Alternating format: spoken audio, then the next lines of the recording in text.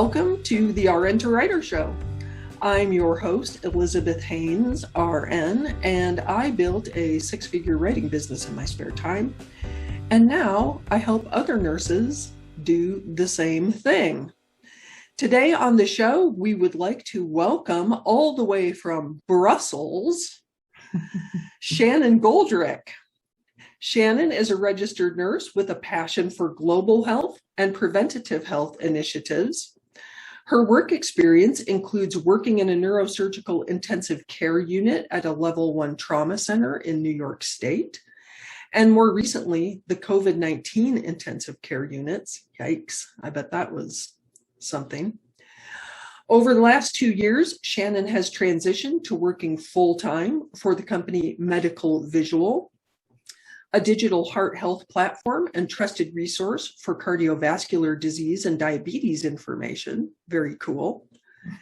Shannon received her baccalaureate degree in nursing from the University of Connecticut. Give a shout out for the alma mater. Go Huskies. And she earned her MSN with a specialization in nursing education at Sacred Heart University. Shannon is an avid traveler, obviously, loves spending time in the great outdoors, and is thrilled to have some downtime to enjoy life now that you've completed your master's degree. Well, I can appreciate that, even though I don't have a master's. Welcome, Shannon, and thank you so much for taking some time to be on the show today. Of course. And Elizabeth, thank you for having me. I was telling you that I was just really a fan of your platform and how you work with nurses to get them out of that mindset that they can only be bedside nurses. We are essentially scientists. We have, most of us have bachelor's, master's, some even PhDs, doctorates, and we have such a strong foundation in not only nursing courses, but in, foundational courses like literature and whatnot. So there's so much room for us to grow, not only as people, but within our careers. So thank you for having me and letting me tell a bit of my story. Absolutely. And this is an interesting story between you and me. So I want to fill the audience in on that. So you knew of me, an RN to writer, but I did not know of you until you reached out to me on Instagram and said, hey, followed you for a little while, became a writer. Now I'm in a position to actually hire other nurse writers, wondered if you could help me out. So just for my edification, can you tell me how you discovered RN to writer, and did that play any role in your journey to becoming a nurse writer? Yes, actually. It's a bit funny because I'm going to speak about the influence you had on me, but you really had no idea who I even was. When I first started looking for remote work, I just did a basic research. What can nurses do outside of the bedside? And I stumbled upon Nurse Writer. I had always liked writing. I took some advanced literature courses, writing courses throughout high school and throughout college. And I figured this could be something I can do. I like medicine. I like writing. Sounds like the perfect gig. And I typed in something along the lines of nurse writer on Instagram just to see who was out there doing it, what the market was like. And I stumbled upon your page. And I just really, the way that you present your content just really caught my eye, and how you train nurses to get into this field with no background, specifically in writing. What I find so fascinating about this is that one of the things I tell nurses about being a writer is that it expands your reach and impact so much, that you will be influencing people's behavior that you've never met, like a patient at the bedside, the way you get to interact personally, but you'll be influencing so many people. And that's exactly how this worked too. So I'm fascinated by that. And thank you for sharing it. Of course. So then how did the rest of your journey unfold that took you to where you are today? Sure. Yeah. So my story is a bit complex, and not to, dive too much into the details of my personal life, but I graduated from the University of Connecticut in 2018. I almost immediately, a few months later, started working in a critical care unit. I started my fellowship at a level 1 trauma center on Long Island. I love critical care. I specialize specifically in neurosurgery, but we do float to other units. And as we discussed before, working in the COVID ICU, what I was doing most of the time before I left to go full time with my now remote position. I have been in long distance relationship since before I even started my career there. And I like to be a few steps ahead. And I thought, well, what can I do if I maybe want to work abroad? I knew I had to do my at least 2 years in critical care. I ended up staying a bit more, but I started my master's, and I ultimately started looking for remote careers. And I wasn't in a rush to get into one. I figured, let me just be proactive and start looking ahead of time. And so I applied for probably over 100 jobs. And I didn't really have the qualifications for most of them. A few I got back, but they were a little bit too corporate-y for me, I should say. And I ended up getting a bite back from MedicalVisual, which was at the time just cardiovisual before we started expanding our horizons a bit. And they were looking for a clinical educator. And I said, well, I'm getting my master's in education. That seems like it might fit. I'm not really sure what this entails, but let's go ahead for it. And I, ended up speaking with some of the team. They're all wonderful. And they really needed someone to help with build the library of clinical education. And the company at the time was still a bit more in the startup phase. So there wasn't a fixed position that I was going into, which was really the beauty of my job, because I almost got to create my own position there. And so I said to them, where do you really need help right now? And of course, they went through a few points, and we ended up coming to the conclusion that with my background, writing content, not only for the app, but for social media, based on those educational videos, would be a good fit for me.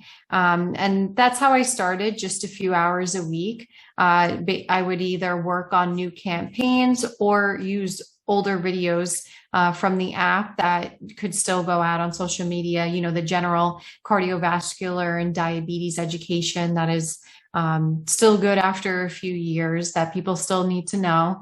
And so that's where I started writing, and I didn't really have formal training on that, but after some self-research and working through with some of my team members, that got me to where I am today.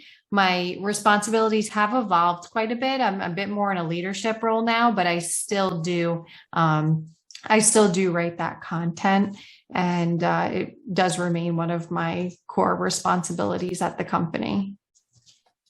I'm a huge fan of starting writing as basically a side gig, which sounds like how you approached it as well. Yes, I was still working full time in the ICU while I was doing this. I was working night shift. I was in school, and I was doing this as a side gig. So as you can imagine, I wasn't sleeping much.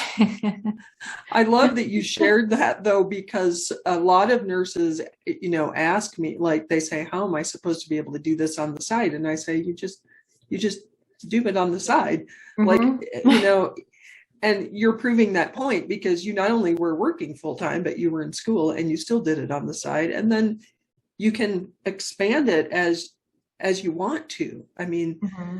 to me, one of the great things about freelancing is you have ultimate control over how much you're doing it, when you're doing it, and it's portable. So you kind of took it on the road in a big way, moving to Europe. And honestly, I would love to be able to do that someday. Also, I pictured myself on a balcony in Barcelona, checking in on my email a few times a day. But I don't think it's as simple as some people think it is. Can you tell us a little about what that transition was like? Sure. Yes. So I was going back and forth, for quite a few years. Thank you to the beauty of a nursing schedule. You can bulk your days and get away for, a bit over a week without actually having to take a day off. And so I was going back and forth, and on my days, and my days in between, while my partner was at work, I was still doing my freelance work for cardiovisual. And eventually, I just decided that it was too much. School was coming to an end, and I couldn't keep sleeping 3 hours per night. It's not good for you. It's not good for you to do that for sustained periods of time. It's okay to hustle for a bit, but it's just not sustainable. And I decided, again, for personal reasons, there's currently a travel ban on Europeans coming to the United States, that I was just going to be very transparent with my boss and explain that at this point in my life right now, I think I need to be here. And so he graciously gave me that flexibility. While you are here for short periods of time, it's okay to be, freelancing like that.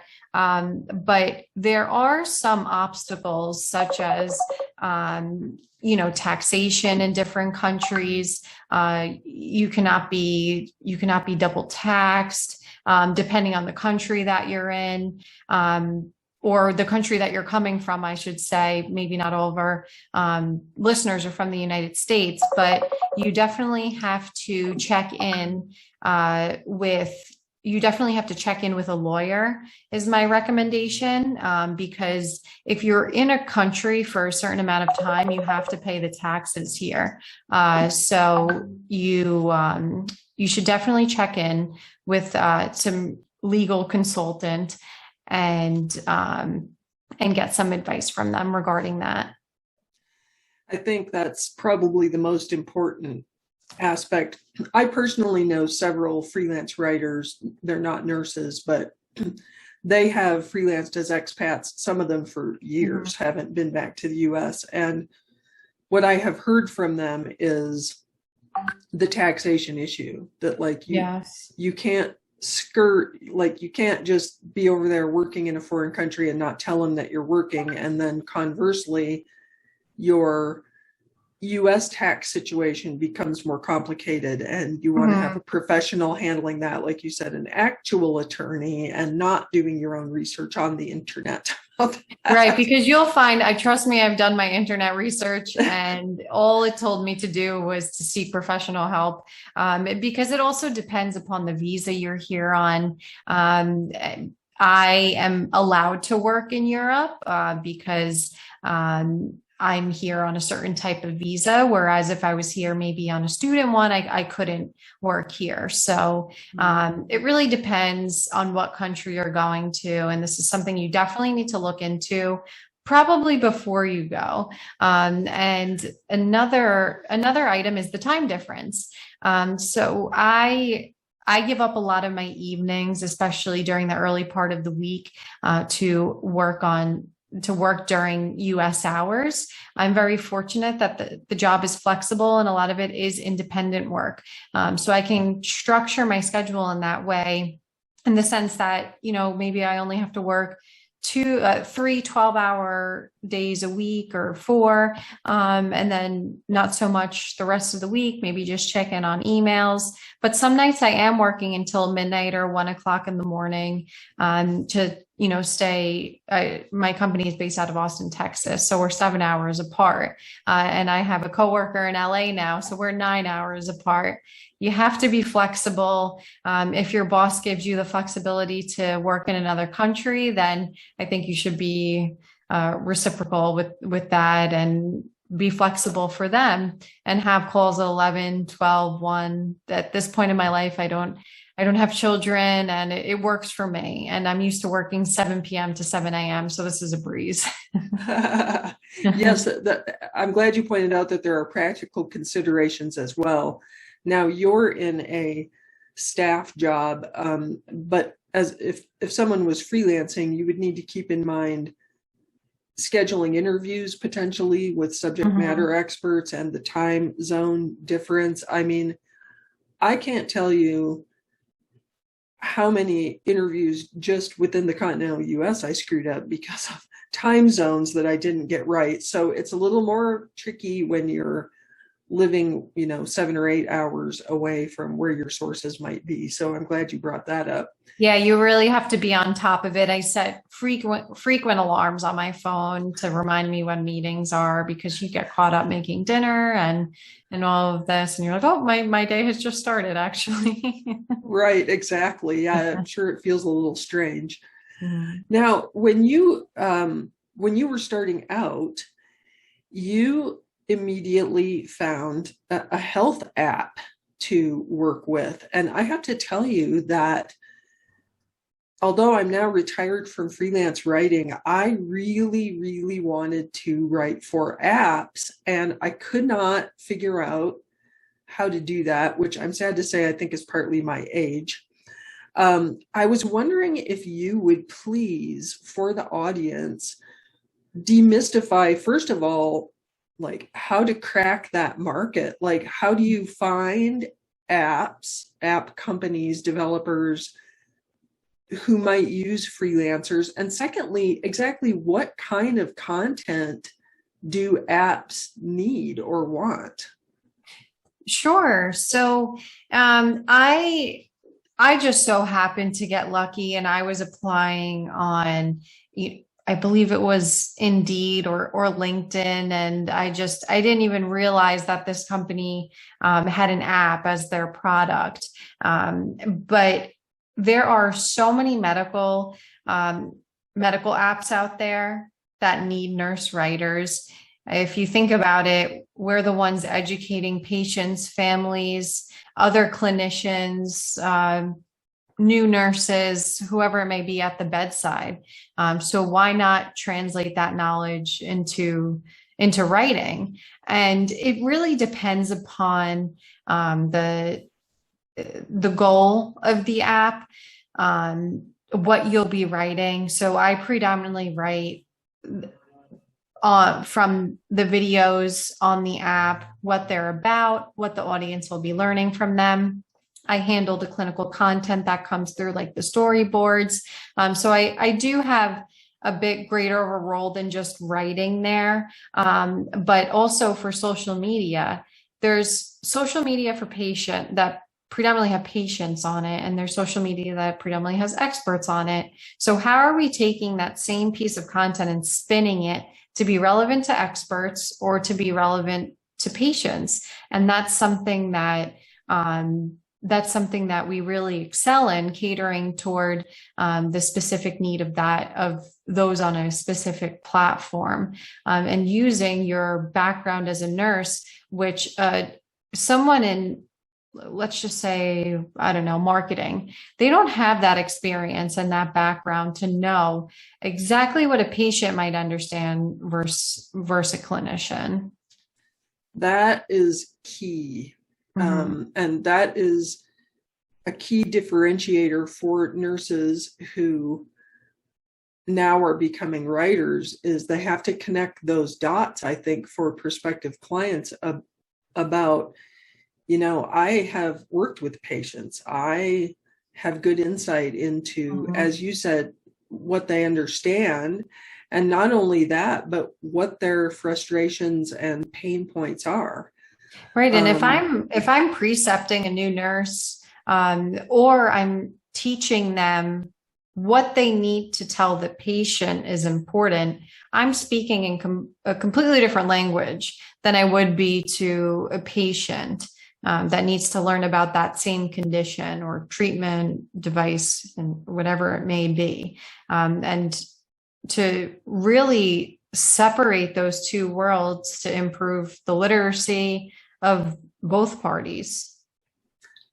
I want to take a moment to emphasize also that you've just now talked about several different types of writing, informational writing that you glean from videos or storyboards, but also social media writing, which is an entirely different skill.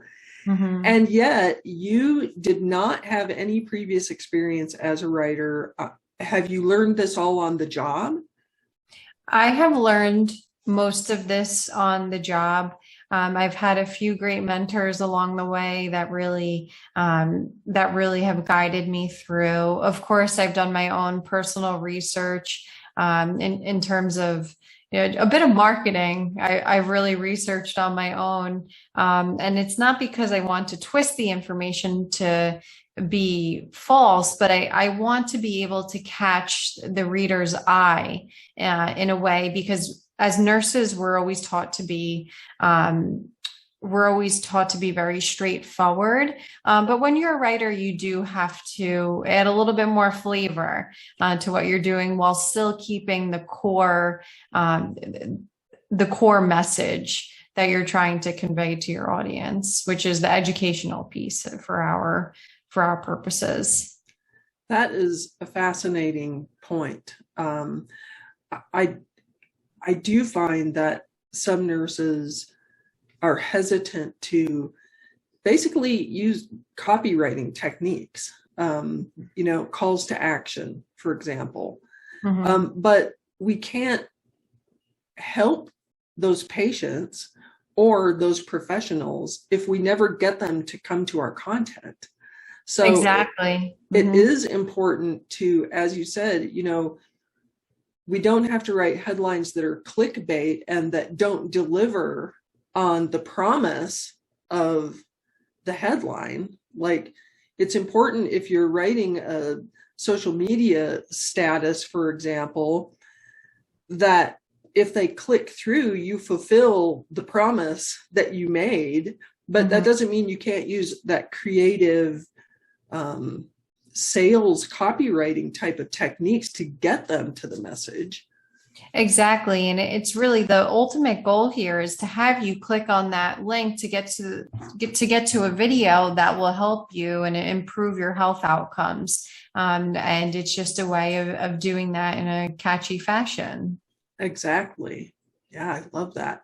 I wanted to highlight the fact that you came into this without previous experience, because so many nurses tell me they don't think that's possible. Like, that they're not sure that they can learn this without, extensive training. Although, of course, that's partly what I sell courses for, is to give that training. And I do think that the training gives a person a head start, you could say, on people who are trying to do it just on their own. But I won't deny it's perfectly possible to do it on your own. I always say none of us had any writing experience before we decided to plunge into freelancing or becoming a writer. You do have to kind of learn on the job, like you said, through mentors, or excellent editors are another great source of learning.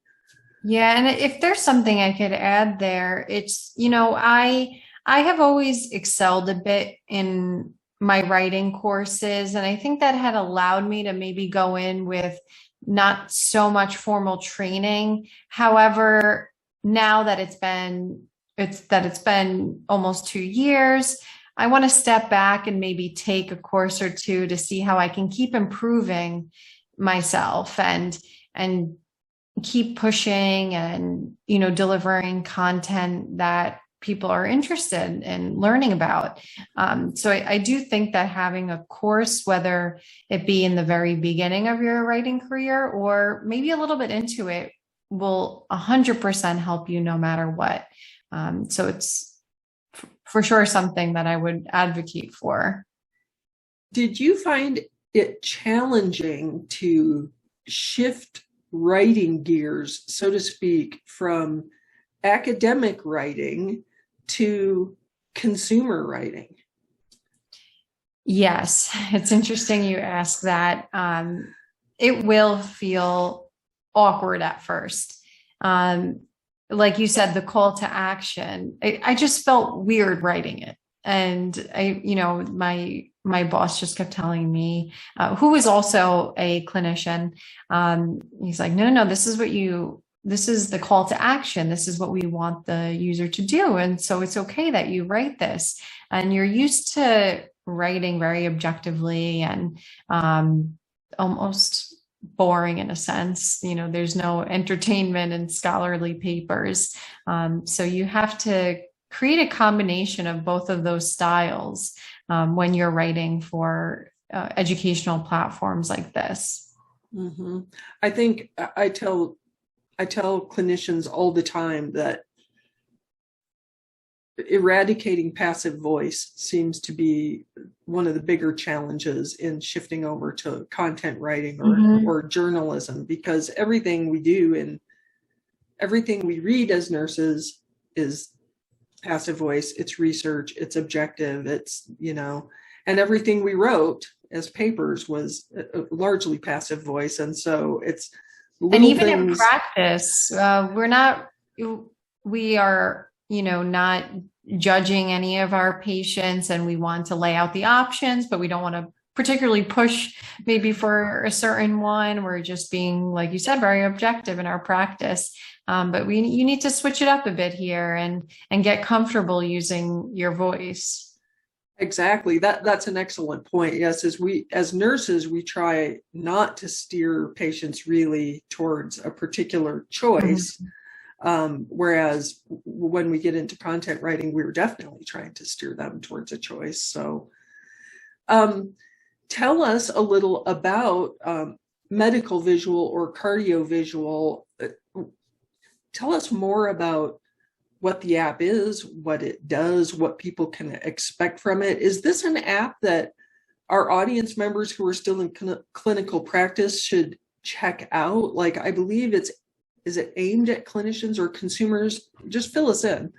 Sure. Yeah. So MedicalVisual is an educational platform that is dedicated to both patients and clinicians. We have two different versions of the app. When you go into download the app, you can select which one that you are.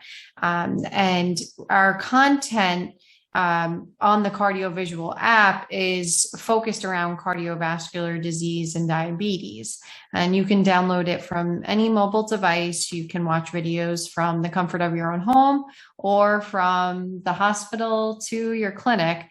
Our goal here is really providing both patients and clinicians with a trusted educational resource. And let's be real, everyone is learning on their phone these days or on the internet. And unfortunately, we're living in a bit of an era of misinformation.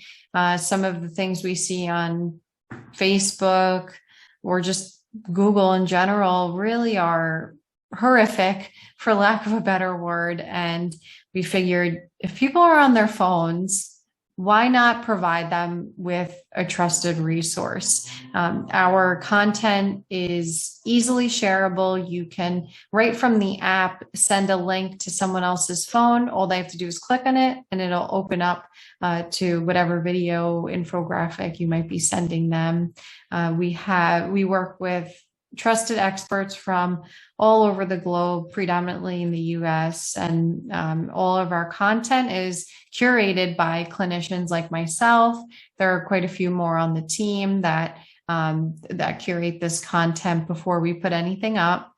And it's really, this type of work has made me so passionate about my career again. I'm not going to lie, I was a bit burnt out after working in the COVID units, and this allows me to go out there and tackle global health issues and disparities in a different way than what I'm used to. And on a large scale, we do have well over 400,000 patient users and 100,000 clinicians that download the app. And that's not even including those that follow us on social media. Of course, there's probably an overlap there somewhere. But this really allows you to reach hundreds and thousands of people in a matter of a video. It's amazing what technology can do to improve the health literacy of others, and improve patient outcomes. And if you go over to the CardioVisual Instagram, we do Instagram lives. When I end those, typically it's more clinician geared on there. We speak about, different treatment options for different disease states. There's sometimes 700 people in the live event. Wow. And you say to yourself, wow, during COVID, we cannot get 700 people in a room for a conference like this. Maybe now we're making some progress in terms of large scale events, but it's just amazing what you can do with technology for with such a click of a button. I'm so passionate about this, of nurses and frankly, other clinicians. I mean, RN to Writer works with clinicians of all kinds, nurse practitioners, MDs, pharmacists, social workers, everyone. And I'm so passionate about the impact this can have on public health. Like, we can really take our nursing skills and knowledge and use it in a way that, as you said, affects not only massive numbers of people, but especially during a time like right now when we can't do one-on-one necessarily. I mean, even at that, if we were touching 20 people a day, that would be a lot as a nurse. And this way we can touch 2,000 easily. Right. And technology, whether we like it or not, as much as I try and stay off of social media, it's here to stay. Let's use it for good. Yes, absolutely. Absolutely. Well, I think on that note, is there anything else you would like to tell our audience, anything you would like our audience to know about getting started as a nurse writer, or advice that you can give? Of course, yes. It's scary leaving the bedside, or maybe not leaving the bedside completely, but maybe dropping your hours or doing what you need to do to be able to start your career in writing. But if you put the time in and the effort in and you network yourself properly, then it will pay off for you. And just considering everything when it comes to the salary difference, if there is one, your benefits, and just having a game plan set. So for when you get there, how to tackle those obstacles, and looking into the different options available. I have to say my quality of life has improved a ton by making this career change. Of course, especially since COVID is still an issue, I do have guilt. I wish I was at the bedside more, but for at this point in my life, due to some personal reasons, it's really best that this is what I'm doing right now. I'm happy with what I do. I'm reaching people on a large scale. So just do what works for you and your physical and mental health, and go ahead and take that risk, because as long as you put the work in, it will 100% pay off. Well, Shannon, thank you so much for being here today, for taking some time out of your busy workday over there across the pond. And I know that there have been so many nuggets in our conversation that our audience is going to love it. I would, of course, also like to thank our listeners and our viewers for watching today. We'll be back again next week on the RN to Writer show. And until then, keep pitching.